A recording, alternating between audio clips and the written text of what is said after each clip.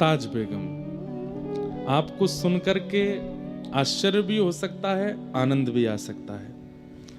ये हिसार की बेटी थी ताज बेगम, और थी तो मुसलमान लेकिन कन्वर्टेड। इनके जो जिस कुल में इनका जन्म हुआ वो परिवर्तित कुल था।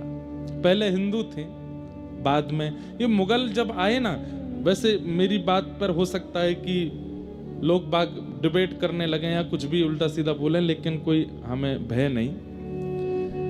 भारत में लगभग जितने मुसलमान हैं वो सब पहले हिंदू ही थे। लगभग जितने भी हैं उन सबका परिवर्तन कराया गया।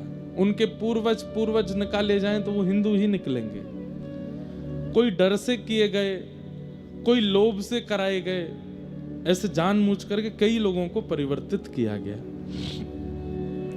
तो उन्हीं में से एक कयाम खानी, उस समय के मुस्लिम परंपरा थी कयाम खानी, उसमें इनका जन्म हुआ था ताज बेगम का। इनके पूर्वज हिसार के ही थे। और वो हिसार के कैसे हुए? तो करमचंद चौहान नाम के एक राजपूत थे, करमचंद्र चौहान।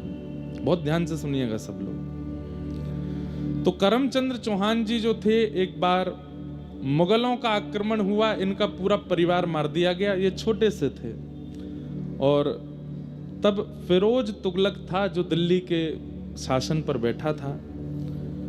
उसने इनका पूरा परिवार मार दिया और ये छोटी अवस्था के थे। तो प्राचीन काल में मुगल जब आक्रमण करते थे तो बड़े बड़े हिंदुओं को, राजाओं को मारते। उनके छोटे बालक अगर मिल जाते तो उनको मारते नहीं, उनका धर्मांतरण करके अपने उसमें ले लेते थे।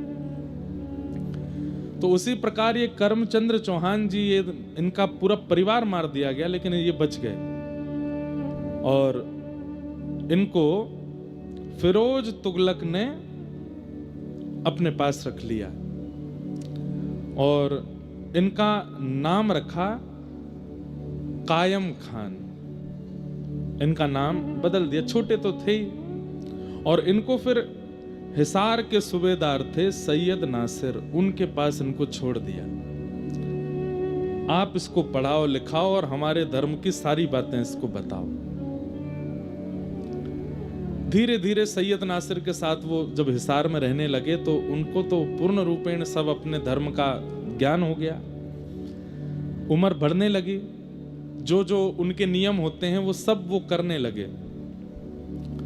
लेकिन थोड़ी अवस्था होने पर जब उसने पूछा कि मेरे पूर्वज कौन हैं, तब किसी ने उससे बताया कि तुम्हारे पूर्वज तो चौहान थे, हिंदू थे, और इस प्रकार तुगलक ने तुम्हारा धर्मांतरण करा दिया। पूरी बात जब अपने पास्ट की उसको पता चली तो उसको बहुत दुख हुआ कि मैं हिंदू था, अब मैं तो बीच का रह गया, ना हिंदू हूं ना मुस्लिम हूं। तो इस प्रकार उसका वंश चला। तो उन लोगों को उस समय कयाम खानी कहते थे, क्योंकि कायम खां के ये लोग वंशज हैं। उसी वंश में ताज बेगम का जन्म हुआ। तो कयाम खां ने अपने वंश का नियम बना दिया। ये लोग होली भी मनाते थे, दीपावली भी मनाते थे और ईद भी मनाते थे। क्यों? बोले जन्म से तो भैया हमारा रक्त जो है वो हिंदुओं का है, लेकिन धर्मांतरण के बाद हम मुस्लिम हैं, तो दोनों आदि ये करते थे। तो कयाम खानी वंश हुआ। कई कयाम खानी वंश के पूर्वज राजाओं का जब चरित्र आप पढ़ेंगे तो उसमें उनका नाम जैसे कायम खान चौहान ऐसे नाम भी है। तो ताज बेगम भी जो थी वो इस प्रकार इस वंश में जनी। कयाम खानी मुस्लिम थी। इनके पिताजी का नाम था फदल खान। और फदल खान के मित्र थे रायसल राजपूत। ये सब बताना इसलिए जरूरी है कि कहीं ना कहीं फिर हमारे मन में प्रश्न आता है कि किसी भक्त के चित्त में भक्ति का बीज आरोपण हुआ कहां से फिर, इसलिए थोड़ा उसके वंश को समझना जरूरी है। तो कयाम खानी वंश में फादल खान हुए, उनकी बेटी थी ताज बेगम। फादल खान के एक राजपूत मित्र थे, उनका नाम था रायसल राजपूत। और रायसल राजपूत जो थे ये मधु पंडित जी के शिष्य थे, जिन्होंने वृंदावन में श्री गोपीनाथ जी को प्रकट किया। गोपी ग्वाल सब ही उर धारे, प्यारो गोपीनाथ मधु पंडित जिन कंठ लगायो, है रही जय जयकार, वृंदावन प्यारो वृंदावन। तो श्री वृंदावन के सप्त निधियों में जो तीसरे ठाकुर हैं श्री गोपीनाथ जी, उनको जिन्होंने प्रकट किया श्री मधु पंडित, वो रायसल राजपूत राजा के गुरु जी थे। तो उस नाते से फदल खां जो था वो मधु पंडित जी को भी मिला और गोपीनाथ जी के उसने दर्शन किए। गोपीनाथ जी का जब वो दर्शन करने आया, तब उनकी पुत्री यानी कि ताज बेगम बहुत छोटी सी थी। और श्री गोपीनाथ जी की मधुर झांकी जब ताज बेगम ने पहली बार देखी, पिता के साथ आई थी, कुछ जलने की सी दुर्गंध आ रही है आसपास से। कोई तार वार तो नहीं जल रहा है? अच्छा,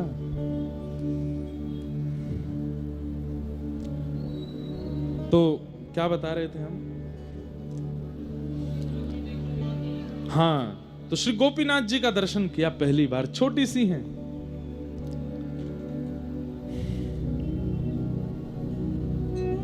तो बड़ी असहनीय दुर्गंध है, क्या है? कुछ जल रहा है क्या आसपास पीछे?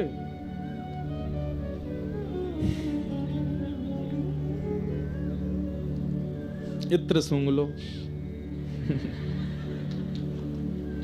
ऐसी कथा कह लें हम। हे मेरे नाथ रक्षा करो।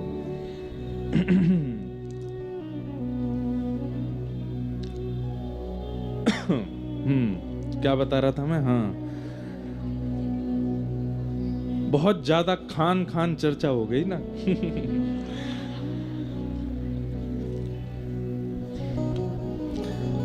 तो सुनिए सुनिए सुनिए। हाँ, तो पहली बार गोपीनाथ जी ने गोपीनाथ जी को देखा।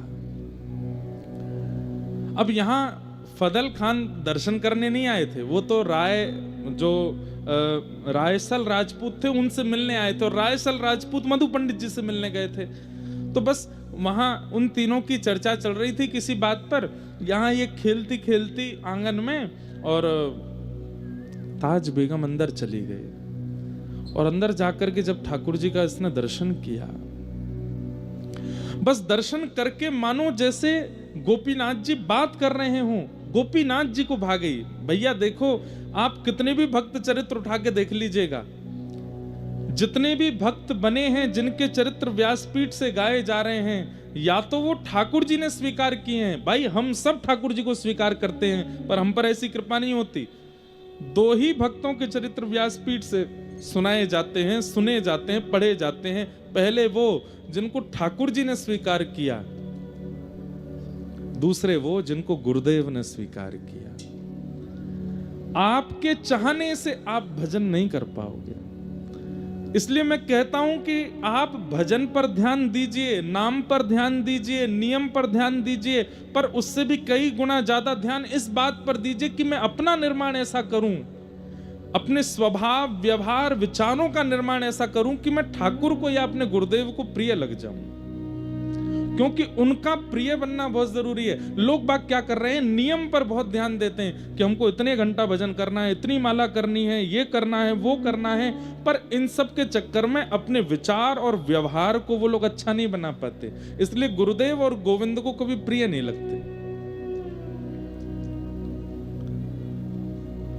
2 लाख नाम जप रोज कर रहे हैं, लेकिन व्यवहार में अहंकार है।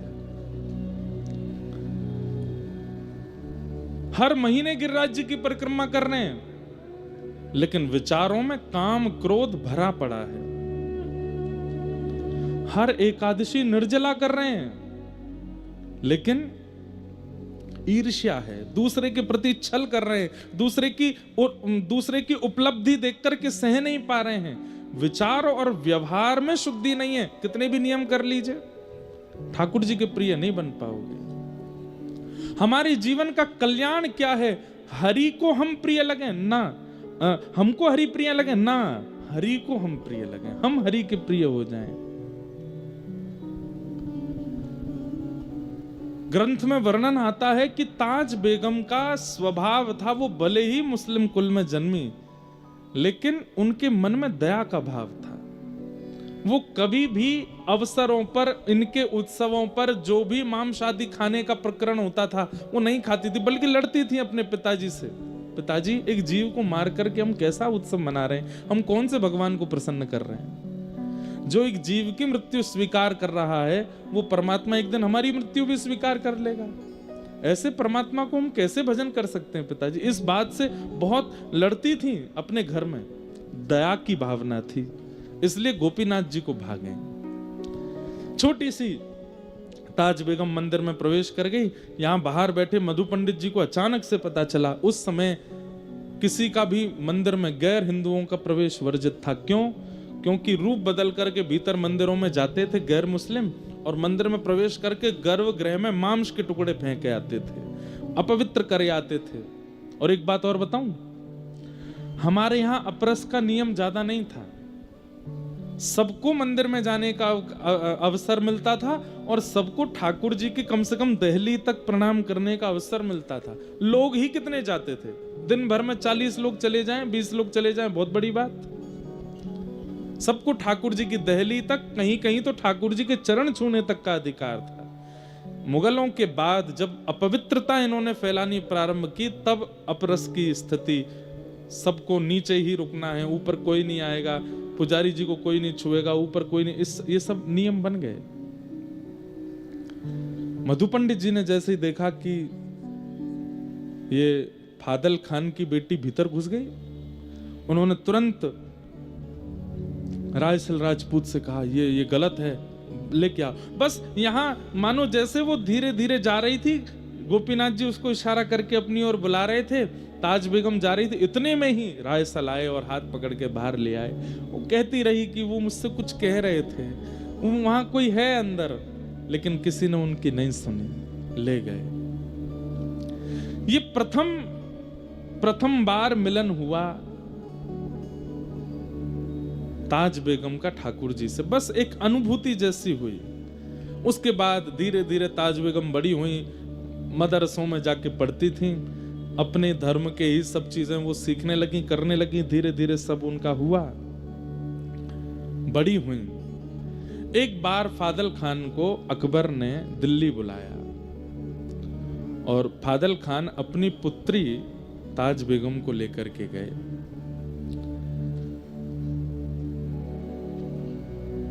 जैसे ही सभा में ताज बेगम पर अकबर की दृष्टि पड़ी, और वो जिस काम से बुलाया था वो काम वाम तो सब भूल गए। उसने फादल खान से कहा, हम तुम्हारे सब काम करवाएंगे, जो तुम कहोगे सब कर लेंगे, तुम्हारी जो जो हिसार में तुम चीजें चाहते हो, ये करवाना है वो करवाना है, और भी तुम्हारा सब हम करने को तैयार हैं, पर बदले में हमें कुछ चाहिए। बोले क्या? तुम्हारी पुत्री को हम अपनी बेगम बनाना चाहते हैं। फादल खान सुन करके भौचक्का रह गया, बोले कि महाराज आप मेरी पुत्री से विवाह करेंगे? बोले हाँ। उसके लिए तो मानो जैसे परमात्मा प्रकट होके बोल रहे हूं कि अपनी पुत्री मुझे दे दो, अकबर कह रहा है। फादल खान बोले कि मौलवी से दिन निकलवाने की भी जरूरत नहीं महाराज, जिस दिन आप कहो तब ब्याह कर दूंगा। और बादशाह अकबर ने ताज बेगम के साथ विवाह किया। सुंदर तो वो बहुत थी, और बादशाह लोग यही देखते थे, इसके अलावा उनका कोई, उनकी तो अनेक पत्नियां होती थी। ताज बेगम के साथ विवाह कर लिया, लेकिन अकबर के यहां 3 कृष्ण प्रेमी थे जिनका संग ताज बेगम को मिला।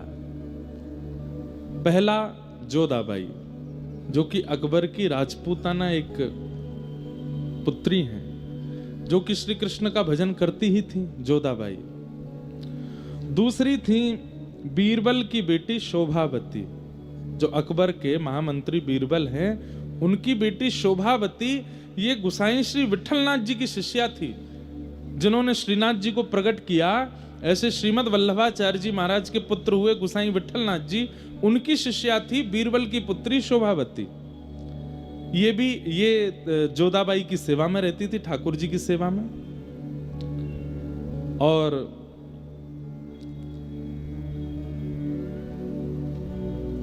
तीसरी हुई वृंदावन दास जी, एक थे, उनकी बेटी लीलावती। ये 3 अकबर के महल में कृष्ण भक्ता थीं, और ये पूरे महल के सब कार्यों से बस छुप छुपा करके एकांत में तीनों इकट्ठी होती थीं। और यहां शोभावती गोसाई जी से जो कथा सुन के आती थी, वो जोधाबाई को और लीलावती को बैठ करके सुनाती थी। एक दिन एक कोने में बैठ करके कथा चल रही थी, और शोभावती कथा सुना रही थी वृंदावन उद्धव प्रसंग। श्री उद्धव जी वृंदावन गए हैं, व्रज गोपियों की सुध लेने के लिए वृंदावन गए हैं। और बस वही प्रसंग कहते कहते नंद बाबा की स्थिति, यशोदा मैया की स्थिति, गोपियों की स्थिति, सखाओं की स्थिति, वृंदावन की स्थिति, यमुना जी की स्थिति कहते कहते श्री किशोरी जी की स्थिति जब कहने लगे, जोधाबाई और लीलावती तो मानो जैसे रो रो करके बेहाल हो रही थी। और उसी समय ताज बेगम नई नई आई है, महल देख रही थी, पूरा घूम रही थी, एक एक कोने देख रही थी। ताज बेगम वहां पहुंच जाती है, और वहां पहुंच करके चुपके से देखती है कि ये सब रुदन क्यों कर रहे हैं, इनके रुदन का कारण क्या है। और बैठी बैठी बस वो बाहर से सुनने लगी कि क्या बात है। और शोभावती के मुख से, जब किशोरी जी के मुख से गाया गया भ्रमर गीत, मधुपक तब बंधो मास्पशांग्रिम सपत्न्या कुछ विलुलित माला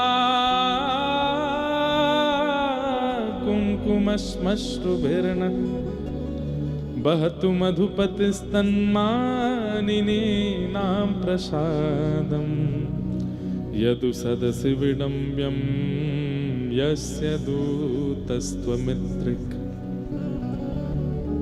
श्री किशोरी जी उद्धव जी से कह रही हैं, अरे उद्धव, उद्धव को नहीं कह रही हैं, एक भौरे से कह रही हैं, अरे भौरे,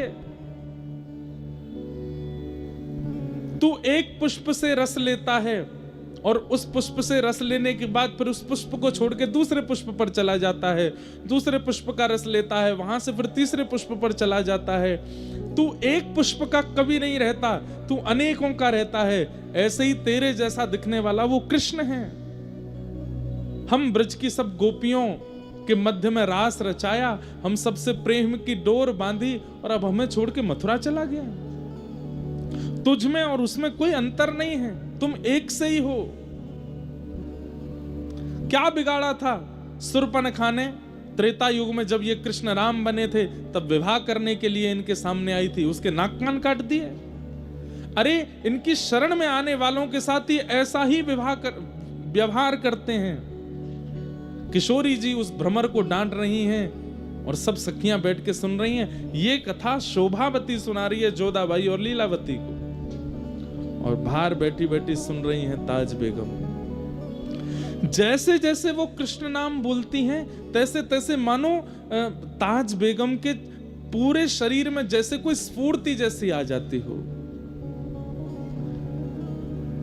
अचानक से कृष्ण कृष्ण कृष्ण कहते जब किशोरी जी आर्तनाद करने लगी, रुदन करने लगी, और ये बात जब शोभावती सुना रही थी, तो मानो जैसे बाहर बैठी हुई ताज बेगम का मन स्थिति ऐसी विचलित होने लगी।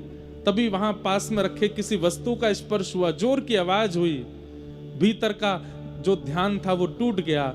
उठ करके लीलावती बाहर गई तो देखा वहां पर मूर्छावस्था में पड़ी है ताज बेगम।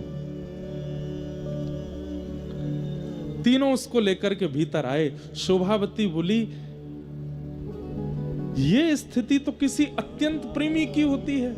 नेत्रों में आंसू हैं, मुख कंपायमान हो रहा है, शरीर पूरा ज्वर से चल रहा है, ये स्थिति इसकी कैसे हो गई? हे जोधाबाई, मुझे लगता है कि ताज बेगम कहीं ना कहीं किसी ना किसी रूप में हमारे प्रियतम से जुड़ी हुई है, तभी ऐसी स्थिति इसकी बनी है। ये प्रेम पुलकित लक्षण सामान्य रूप से किसी के अंदर प्रकट नहीं होते जो इसके अंदर प्रकट हो रहे हैं। जल का छिड़काव किया, ताज बेगम जब होश में आई, पूछा तुम ऐसी क्यों हो गई थी?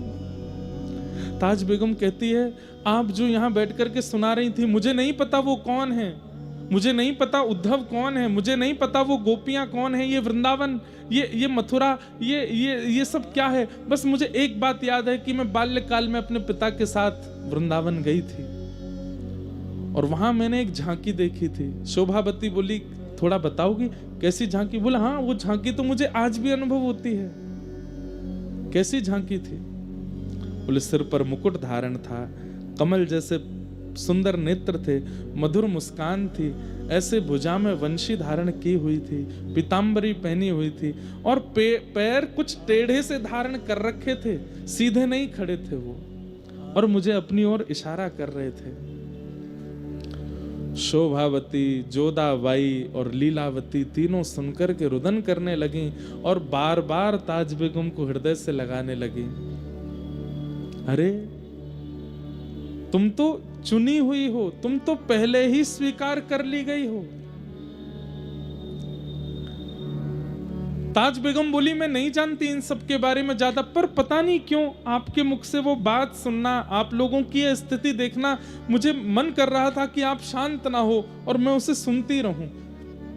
आप जब वर्णन कर रही थी मेरे चित्त में अपने आप प्रकट हो रहा था कि कोई नदी बह रही है, सुंदर सुंदर वृक्ष वल्लरियां हैं, सुंदर पर्वत हैं और वहां नील कांति का कोई व्यक्ति घूम रहा है, उसका मुख नहीं दिख रहा था।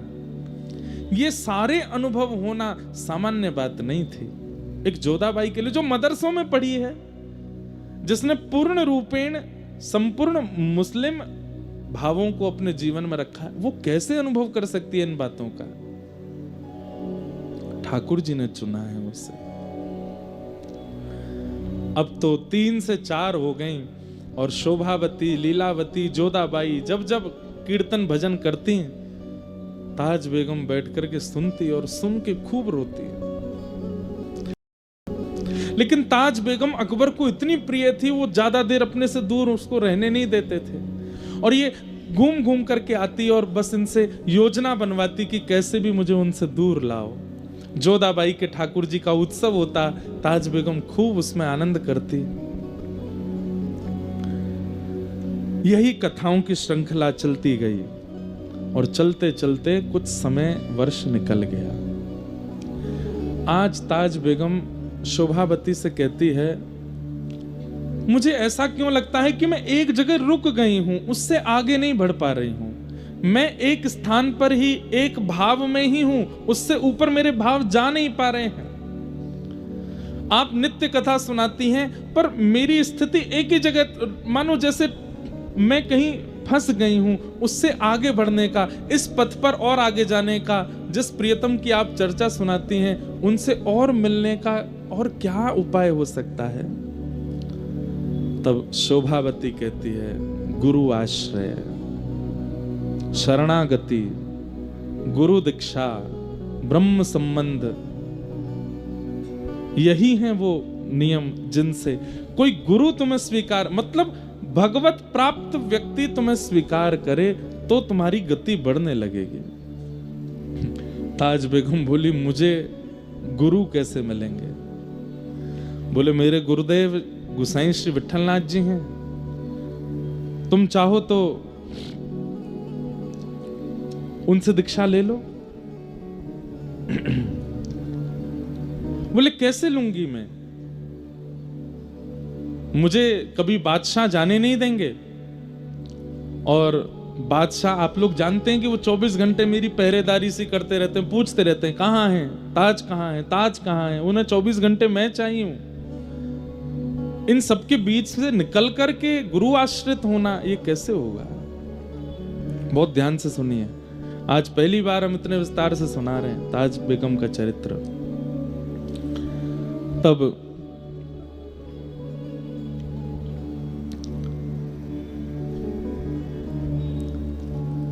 लीलावती, शोभावती ने कहा पत्र लिखो और पत्र में गुरुदेव से ही पूछो कि इसका समाधान कैसे हो। तब ताज बेगम ने एक पत्र लिखा और पत्र लिख करके गोसाई श्री विट्ठल नाथ जी को भेजा। उस पत्र में लिखा कि मैं ऐसे ऐसे, ताज बेगम मेरा नाम है, मैं अकबर की पत्नी हूं, मेरे लिए बहुत दुष्कर है कृष्ण भक्ति करना, पर मैं फिर भी करती हूं, मुझे क्या क्या अनुभव होते हैं वो सब लिखा। अंत में कहा, गुरुदेव मैं बस आपकी दीक्षा ग्रहण करना चाहती हूं, उसके लिए मुझे मेरे पति को अपने वश में करना है, उनको वश में करने के लिए कोई टोना टोटका बताओ। गोसाई श्री विट्ठल नाथ जी ने जब पत्र देखा और पत्र में जिन जिन भावों की स्थिति उसने बताई थी उससे वो समझ गए थे। बोले इसने नहीं चुना है ठाकुर जी को, ठाकुर जी ने चुना है इसे। बंधुओं, महीने 2 महीने में अधिकतर वृंदावन के स्वप्न आना, बार बार यमुना जी का दर्शन होना, बार बार वृंदावन रज की स्मृति होना, बार बार व्रजवासी और ब्रज के रसिक संतों का स्वप्न में आना, अनायास ही बिना किसी प्रयोजन किसी प्रयास के व्रज से कोई सामग्री घर आ जाना। और जब जब आप अपना फोन भी देखो या कुछ भी, मतलब ये कोई कोइंसिडेंस जैसा हो कि जब जब आप कुछ भी आधुनिक यंत्र भी खोलते हैं तो कोई व्रज की चर्चा या व्रज का भाव ही सुनाई देता है। और इसमें सबसे विशेष है कि स्वप्नावस्था, आपकी निद्रा अवस्था में व्रज बार बार आपके चित्त में आता है, तो कहीं ना कहीं गुरु या गोविंद के द्वारा आप स्वीकार किए जा चुके हो, ये उसका प्रमाण है। ताली तो आपने ऐसे बजाई जैसे सबको स्वप्न आता है वृंदावन का, नहीं। महीने में 1 बार आ गया, 2 महीने में 2 बार आ गया, ये नहीं, बार बार आता है, बार बार स्मृति होती है वृंदावन की। कुंज गलियों का अनुभव होता है, कभी निधिवन राज का दर्शन, कभी वृंदावन के श्री सेवा कुंज का दर्शन, कभी श्री राधा रमन लाल जी का दर्शन, कभी राधा वल्लभ जी का दर्शन, और नहीं तो वहां के रसिक संतों का दर्शन, वहां के ब्रजवासियों का दर्शन। और वृंदावन भी आज वाला वृंदावन नहीं, या वो वाला वृंदावन नहीं जो आप पहले देख करके आए हो, भीड़ भाड़ है, लोग बाग मार काट मची है दर्शन की, नहीं। एक अलग सी अनुभूति होती है, परम शांत, परम सौम्य, परम शीतल वृंदावन का अनुभव स्वप्न में बार बार होता है, या जिस धाम पर आपकी निष्ठा है वहां का अनुभव होता है। तो गुरु गोविंद के द्वारा आप स्वीकार किए जा चुके हो, बस बताइएगा नहीं किसी को, होने दीजिए, होने दीजिए उस अनुभूति को, बार बार होने दीजिए उस चिंतन को। थोड़ा जागृत अवस्था में नियम बना लीजिए, व्रजरज लगाया कीजिए, थोड़ा नाम जप बढ़ा दीजिए, गुरुदेव के द्वारा प्रदत्त मंत्र बढ़ा दीजिए, ठाकुर जी की सेवा बढ़ा दीजिए, बीच बीच में वृंदावन, ये सब गोपनीय रूप से करना है, बताइए मत, होने दीजिए उस अनुभव को। एक दिन वही अनुभव एक ऐसी स्थिति पर ले जाएगा जिस स्थिति की प्राप्ति के लिए तरसते हैं वैष्णव जन। बस एक चीज का ध्यान रखना है, रस बतावे से रस घटे, बताना नहीं है। अभी अयोध्या जी में था मैं, ये तो मैं अपना अनुभव भी बताऊंगा। तो अयोध्या जी में कनक बिहारी जी हैं, जैसे हमारे वृंदावन के लीला बिहारी हैं, ऐसे अयोध्या के कनक बिहारिणी बिहारी बड़ी लीला करते हैं। तो वहां के पुजारी जी बहुत प्रेम करते हैं मुझसे, मुझे मिले। मतलब आप ये सोच लीजिए, रामानंदी संप्रदाय के जितने भी शीर्ष संत हैं, आप मलुकपीठ वाले महाराज जी के आगे कनक बिहारी जी का नाम ले दीजिए, उनके नेत्र सजल हो जाते हैं। रामानंदी संतों के आगे अयोध्या के श्री कनक बिहारी जी का केवल स्मरण कर कह दीजिए वहां से प्रसाद लाएं, वो झूम उठते हैं। वहां के पुजारी जी अभी बैठे थे, तो मैंने उनसे पूछा, मैंने कहा महाराज जी, श्री राघव जी का अनुभव तो होता है, क्योंकि प्रेम रामायण में और भी कई जगह पर कनक बिहारी जी की बड़ी लीलाएं हैं। ये वही कनक बिहारी जी हैं जिनको श्री कृष्ण ने द्वापर युग में अयोध्या आके अपने हाथ से स्थापित किया। और एक बात सुनाऊं, कितनी मधुर बात है। भगवान रुक्मणी जी की जिद थी कि मुझे अयोध्या दर्शन करना है, तो भगवान रुक्मणी जी को लेकर अयोध्या गए। और जब अयोध्या गए तो अयोध्या में जाकर के प्रभु श्री कृष्ण ने जब राम विग्रह का दर्शन किया, अपने राम स्वरूप का दर्शन किया, तो श्री कृष्ण के नेत्र सजल हो गए। रुक्मणी जी बोली, आप इतने भावुक क्यों हो गए? तो ठाकुर जी क्या कहते हैं, त्रिलोकीनाथ भगवान अति सुंदर, जिनके लिए भागवत कहती है त्रिभुवन कमनम तमाल वर्णम रविकर गौर वरांबर, इतने सुंदर श्री कृष्ण अपने ही राम विग्रह को देख करके रुक्मणी जी से क्या कहते हैं, रुक्मणी सच बताना, मैं द्वापर से ज्यादा त्रेता में सुंदर था ना, मैं त्रेता में ज्यादा सुंदर था ना।